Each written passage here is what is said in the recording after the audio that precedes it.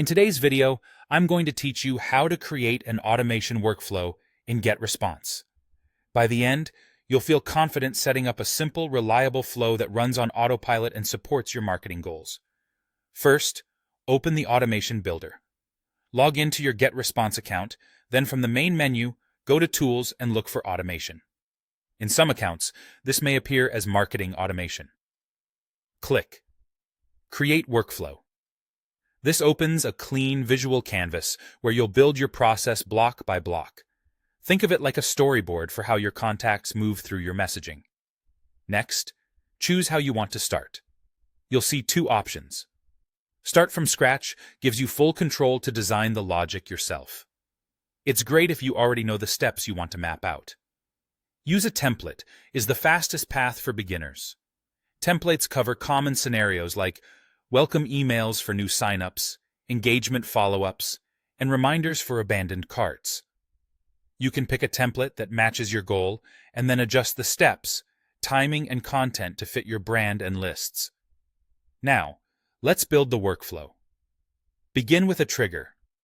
This is the event that starts everything, such as when someone is subscribed to a list.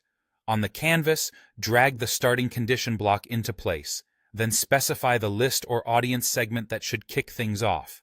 This ensures the right people enter the workflow at the right moment. After the trigger, add your actions and conditions. Actions define what happens next.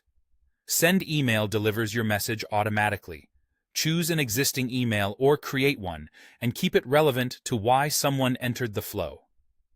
Tag a contact helps you label people based on behavior or interests, so you can personalize future messaging. Move to a list lets you route contacts to the most appropriate list as they progress. Add a wait time is essential for pacing. Space out emails by hours or days, so your communication feels timely and considerate, not overwhelming. Conditions give you control over the logic, helping you tailor what happens after each action.